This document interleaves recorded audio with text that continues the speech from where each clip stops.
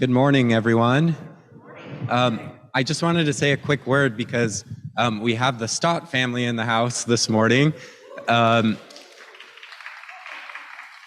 so I thought it might be a good day to celebrate some of Keith's music. So all of the music that you'll hear throughout the service, other than the hymns, all the special music throughout the service was composed by Keith at different points in his career. So I hope you enjoy, and we'll start off the prelude with two songs that he actually wrote for the singers you're going to hear, Ed Deller and Ann Rohde, two of our resident singers that I put to work all the time around here.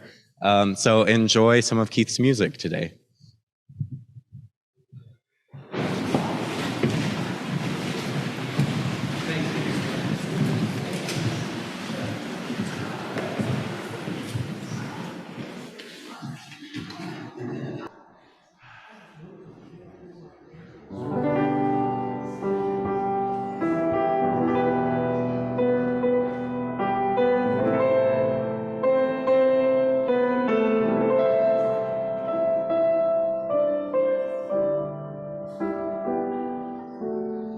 Let me not to the marriage of true minds admit impediments.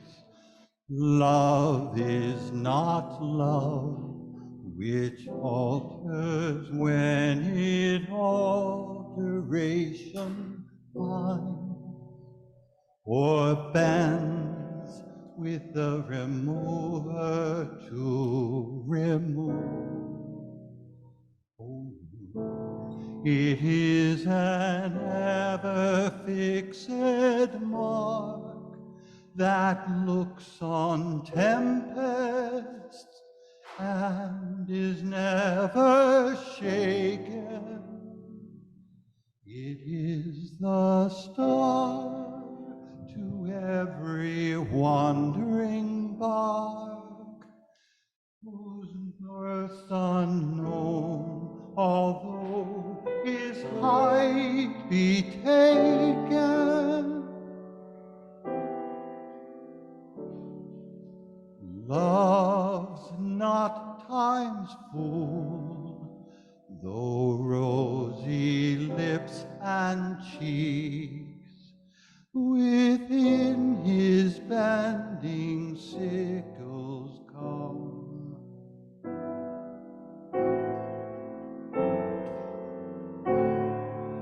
Love alters not with his brief hours and weeks, but bears it out even to the edge of doom.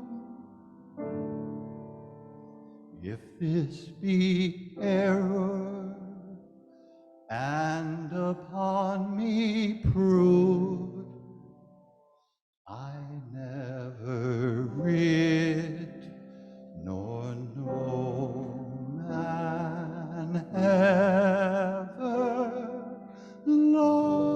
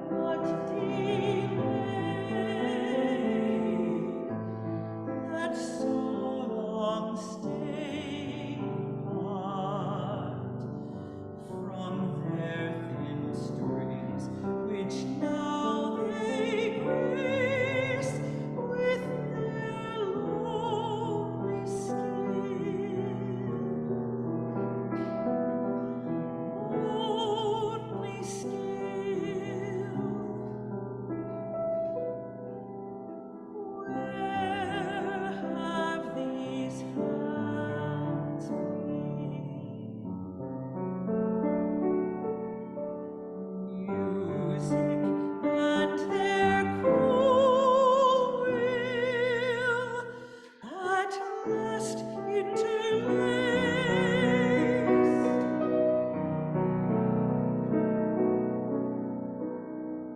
Now, with great ease and song, the thumb, the finger, the strong, delicate hand finds the long string, finds the long string.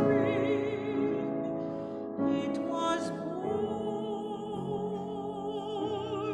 to know.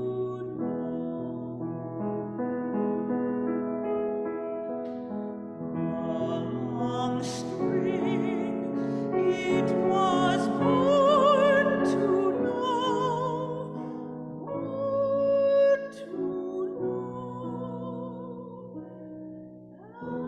And under the palm, the string sings, the string sings, as it wished to sing.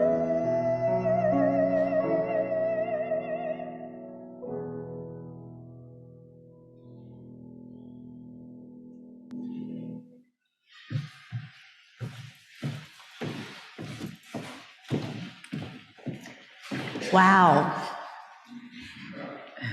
Welcome to First Universalist Church of Rochester, where we are called to nurture the spirit and serve the community. I'm Reverend Margaret Weis. My pronouns are she, her, and I have the honor of serving this congregation as the sabbatical minister, while my good colleague and friend, Reverend Lane Mayreed, is on sabbatical. Leading worship with me today are Kitty Forbush, she, her, as our worship associate, Dr. Brock Chesvold, he, him, Ann Rohde, she, her, and Ed Deller, he, him, for our music, Jack Cunningham, he, him, providing tech support, and Lisa Gwinner, she, her, Grusher, for our online ministry team. If you're here for the first time this morning, we welcome you with open arms. Thank you for making it to our pews this morning. For our folks online, we do have a visitors form that can be found in the chat and can also be accessed by scanning a QR code on your paper order of service. Speaking of orders of service, we've run out this morning. So if you are able to share with your neighbor, there will also be plenty of information shared on the screens. So if you're new to us, please fill out this form so that we can offer you a warm welcome beyond this service. Now, before we take a moment to turn to our neighbor, let us take a moment to turn towards our online worshiping community, say good morning, please offer a wave. And if you're online, please pop into the chat to offer a greeting. And please wait to share your joys and sorrows until later in the service so that we will see them here in the sanctuary. Now, if you're here in person at First Universalist, let us take a moment to turn to our neighbor and offer a greeting of welcome. Good morning. You have kids, right? No. No, you don't? No. Dogs? Just a dog kid. Dog.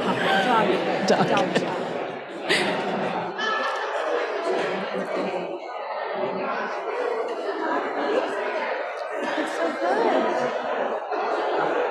Lots of people.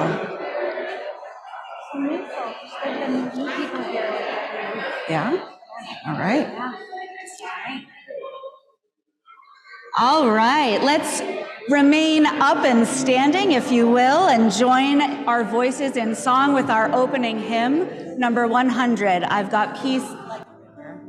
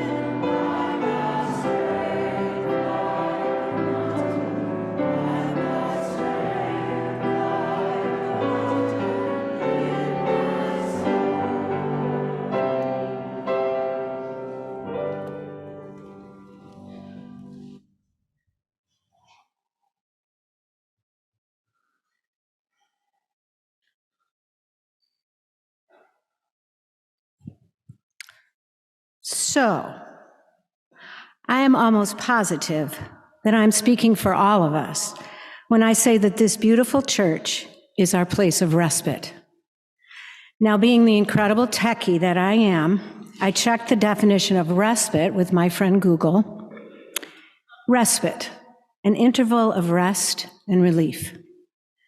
Don't we all look forward to Sunday mornings to be here in this sacred space, to take a break from our day-to-day and whatever jobs, responsibilities, family dynamics, worry, fear, or stress we might be experiencing, and pause, let go, and unwind. Here we are reminded that love is the answer, reveling in fellowship, prayer, meditation, poetry, sermons, and music. We owe it to our minds and our bodies to be on this plane and be at peace, if only for an hour. I try to make Sundays my day of rest, a true Sabbath. I try to break my routine and do what feels exactly right. Not always easy, as I am a true Bills fan, and that's been very stressful. But really, I read, take a walk, call my sister for a much-needed catch-up, spend time with my son, take a nap, make a pot of soup, journal, play the piano and sing, crochet, all the things that reset me. And for me, that starts here at our church. To start our week with this light really is a salve for our wounded souls. So sit back in your spot, either here or at home. Take a deep breath, relax your shoulders, and come, let us worship together. Will Charlie Cortzola and Lisa Gwinner please come forward to light our chalice? And as Charlie and Lisa light our chalice at First Universalist, and you light your chalice in your own homes, will you join me in saying our chalice words in unison? May we be a people of welcome, here to grow in heart and mind and spirit, and may we reach out to serve our community. Please rise in body or in spirit and join me in our affirmation of faith, followed by our doxology. Love is a doctrine of this church. The quest for truth is its sacrament, and service is its prayer. To dwell together in peace, to seek knowledge and freedom, to serve humanity in fellowship, to the end that all souls grow into harmony with the source and meaning of life. Thus do we covenant with each other and with all.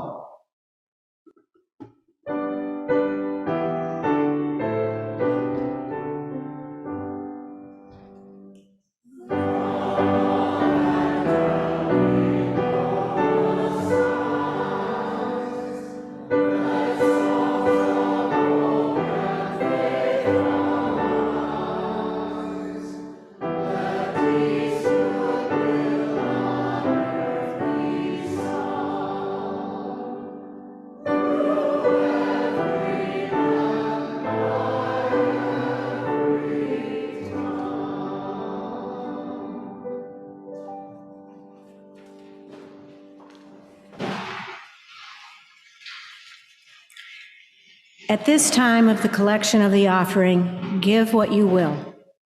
For the church that means so much to you, for the church that meant so much to those who came before you, and for the church that will mean so much to people you will never know.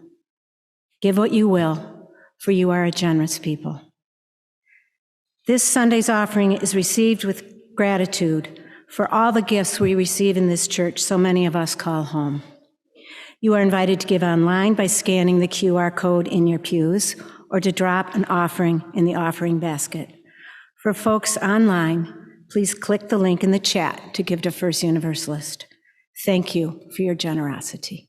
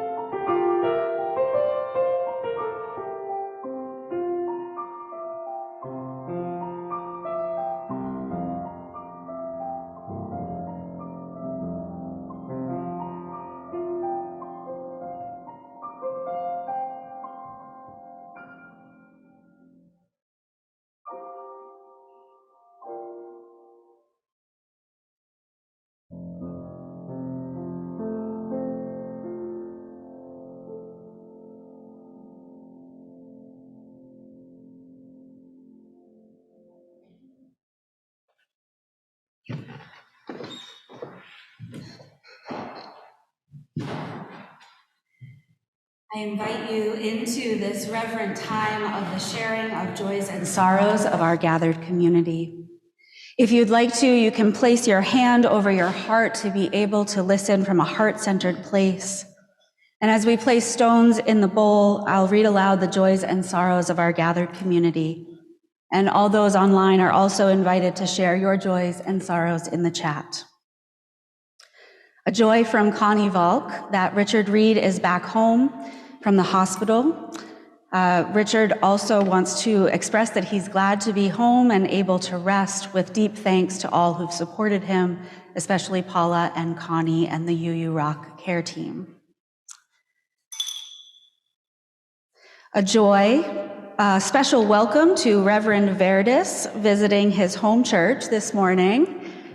Yay! And to visitor Reverend Gretchen.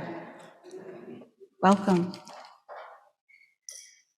A joy from Kitty Forbush to be able to experience so much wonderful music in Rochester. And a sorrow from Eileen Fernandez. My dear, dear friend Joan Stock died yesterday. And a sorrow from MJ Curry. My uncle David died on Friday from lung cancer. He's the oldest of my mother's generation and the first to leave us. A sorrow from David D'Amico for all young people who are struggling with mind, body, and life challenges. May they find peace. And from Marty Eggers, sorrow for all the suffering in the Middle East and for all the anti-Semitic and anti-Palestinian acts of violence in the US and around the world. Peace to us all. And we drop one final stone into the bowl to represent all the joys and sorrows that remain left unspoken in the silent sanctuaries of our hearts. May we all be held in the heart of love. Spirit of life and love, that which connects us each to each other and to that which is bigger than each of us. We lift up our hearts this morning with gratitude for the ways we offer ourselves to create a world of justice and goodness, with hope for the possibility of love overcoming hate, of joy balancing sorrow, and healing for our deepest sorrows and the brokenness of our world. We lift up hope for self-forgiveness for the ways we have not been our favorite selves. Today, let us set an intention to let go of that which no longer nurtures us and to live fully into who we are. Let us honor ourselves and each other and pay attention to the unfolding of goodness in our lives. So may it be. Amen. And blessed be.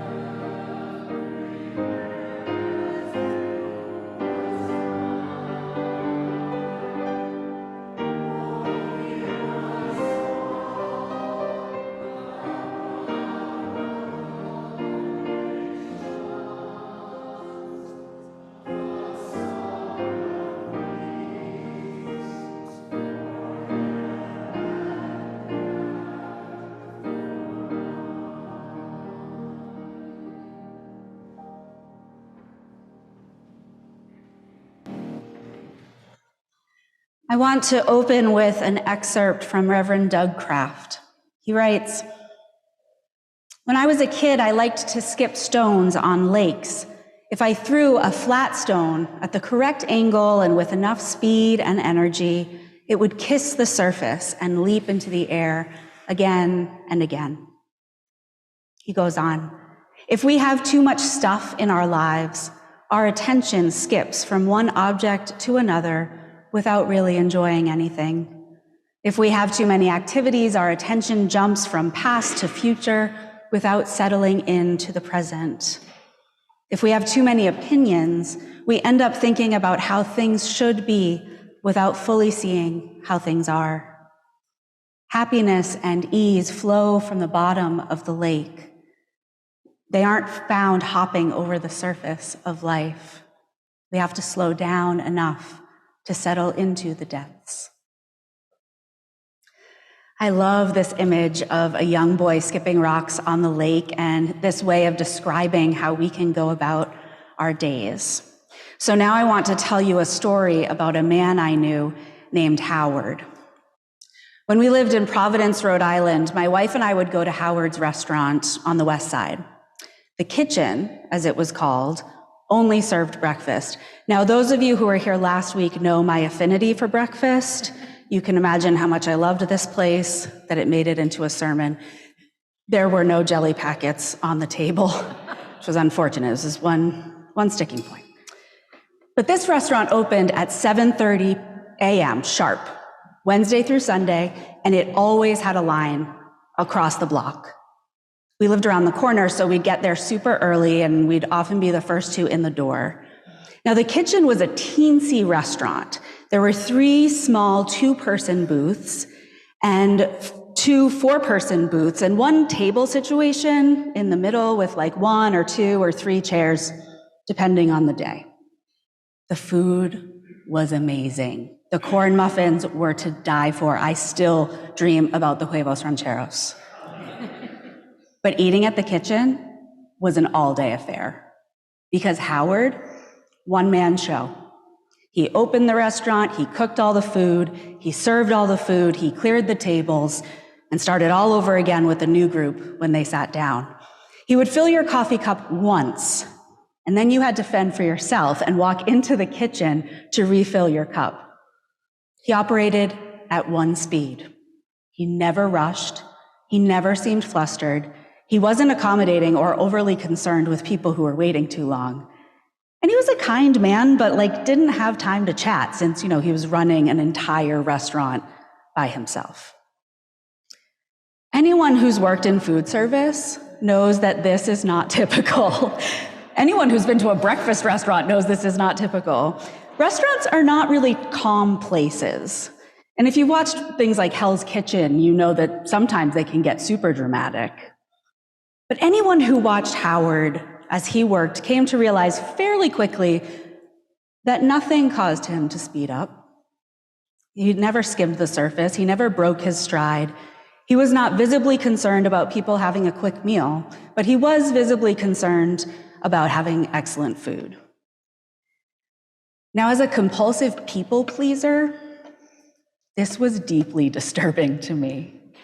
It wasn't uncommon for me to take on the role of refilling everyone else's coffee cups when I got up to fill my own, because I would have so much stress watching them sit waiting. And it wasn't uncommon for me, while waiting in line in the snow and the wind, to explain to people that no, they were going to be late for church. Breakfast was not going to be quick. It just was not going to be quick. But I came to admire Howard a lot. And even years later, I still say to my wife that I'm channeling my inner Howard. It's taken me some time to find my inner Howard, but I try. And recently I've decided that my goal is to be more like Howard. I don't want to rush anymore. I don't want to absent-mindedly respond to whatever demand is tossed my way. I don't want to let the overly busy world demand that I do the same. And I want to let people fill their own cups sometimes. I want to plan my time well enough that I can prioritize what I want. Time with the people I love, self-care, good food, movement, laughter. And I simply can't do these things if I'm running from event to event. Rushing across and skimming the surface is no way to live a life. Well, it is, but at what cost? We are always rushing to get here or there on time, ready to get stuff done. It's become the expectation that we're bouncing from event to event. And we've gotten used to skimming from task to task and meeting to meeting, appointment to appointment. We never slow down and just be. And when we rush around, dashing from place to place, we're sacrificing our well-being.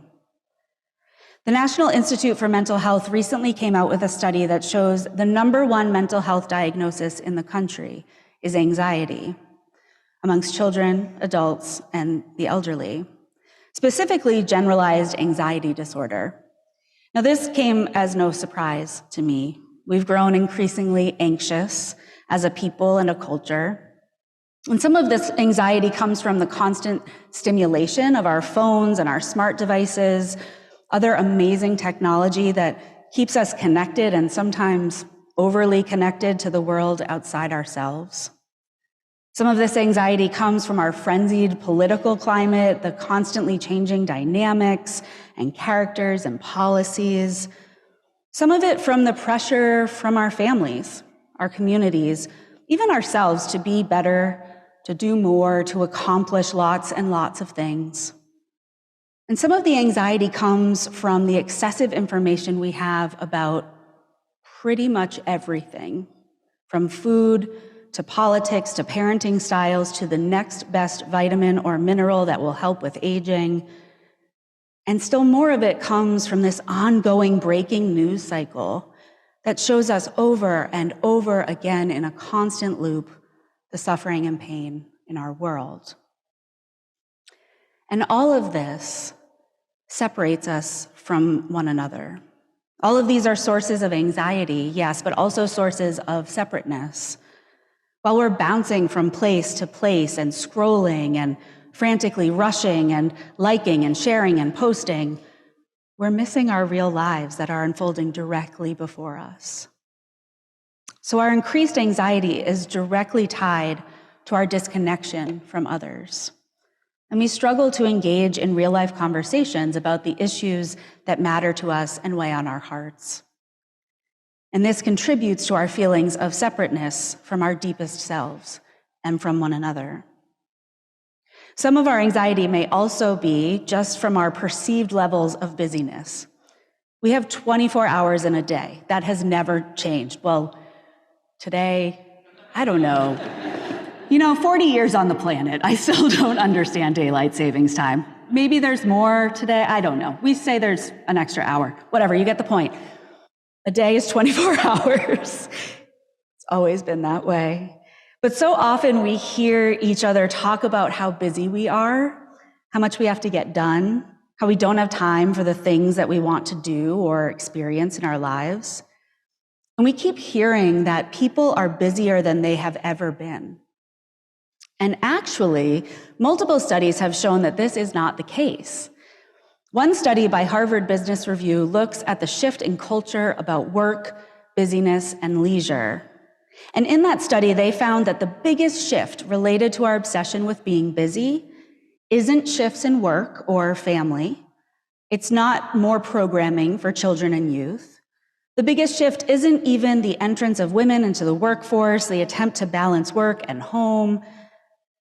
The biggest shift has been our belief that being busy increases our social status. I'll say that again. The biggest shift in our sense of busyness has happened because of our belief that being busy increases our social status. It's an issue of perception. Now, we used to believe that someone was highfalutin if they had time for leisure, spending time on their boat, traveling, lying in the pool, for instance. But now, overwhelmingly, we believe that people are of higher social stature if they're busy. So in essence, to be busy is to be successful, important, and respected.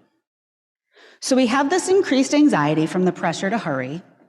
We have increased anxiety from social media addiction, increased anxiety from expectations to be busy or successful.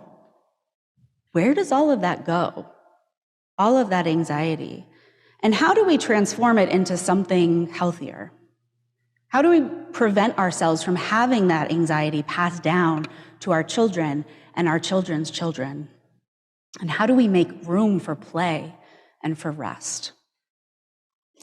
Recently, I read that the average American spends 2 hours a day on social media.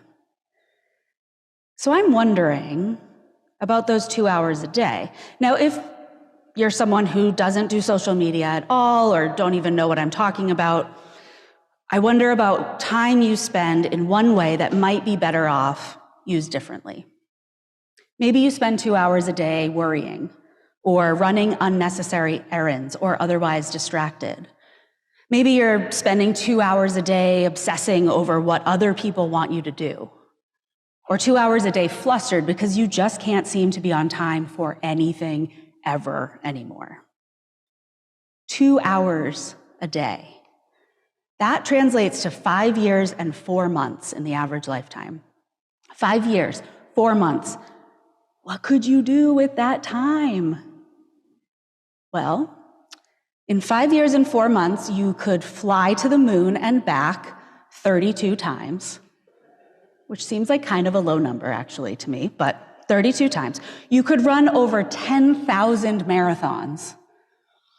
You could even watch the entire series of The Simpsons, like every single episode, 215 times. It's a lot. It's a lot of time. So I'm not suggesting that these are ways you should use that time. I'm just suggesting this is to give you an idea, right? It's a lot of time. And I think more than accomplishing even in that list is about how are you experiencing the world and your place in it. So in our reading this morning, Reverend Kraft speaks about skimming over the surface of life, this idea of jumping from task to task, never slowing down to settle into the depths. Now, this has been an age-old challenge. It exists across countries and cultures, this challenge of slowing down, of taking time, of rest. It's existed for ages. There's a Zen proverb that says, every person should meditate for 20 minutes per day, unless you're busy. Then you should meditate for 2 hours a day. The Cherokee people have a tradition of rest and renewal each month at the new moon. In some forms of Buddhism, there's a Sabbath called Uposatha, which is practiced on the 7th or 8th day, depending on the moon. There's a Sabbath practice in Judaism, Christianity, and Islam, where once a week people gather in community for prayer and reflection. People are expected to relax and be in community with one another outside of work and other obligations. I think these traditions are onto something.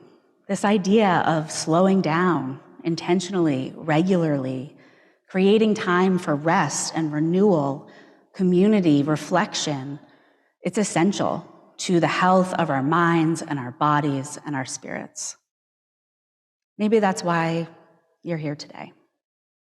A practice of setting aside time is just that, a practice. It can be hard, particularly now when activities and sports and Bills games and travel and work are scheduled on days that used to be set apart. So how do we take intentional time to rest or recharge when there is so much in our culture pulling at us and tugging at us, requiring us to do otherwise? How do we shift our focus from doing to being?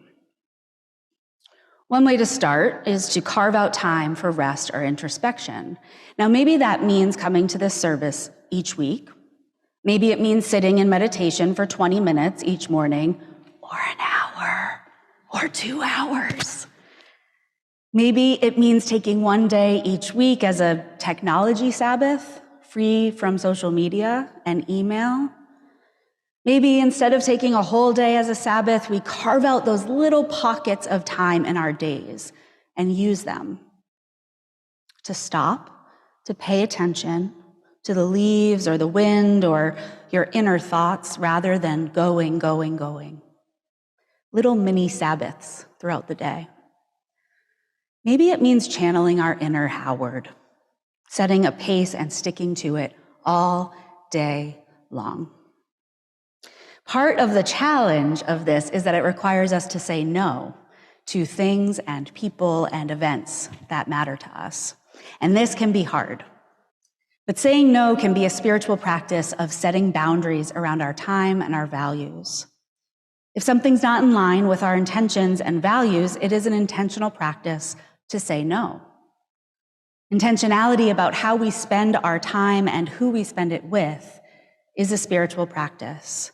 And it takes practice and a continuous reminder of how we are living in line with the values we uphold.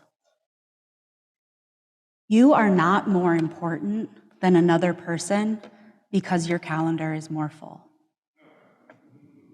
Your level of busyness doesn't determine how much you matter. You are worthy simply because you exist. And the depth of your life will be measured by the depth of your presence and investment in the here and now, not in skimming over the surface in a hurry.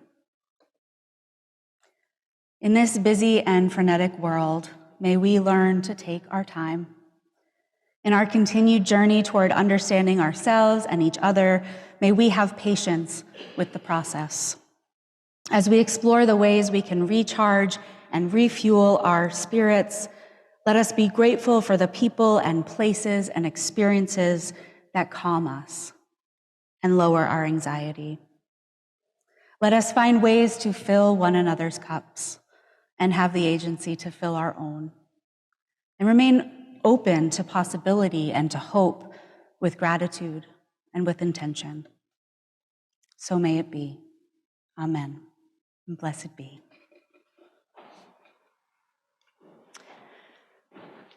Let's join our voices in song. Our closing hymn is number 1064, Blue Boat Home.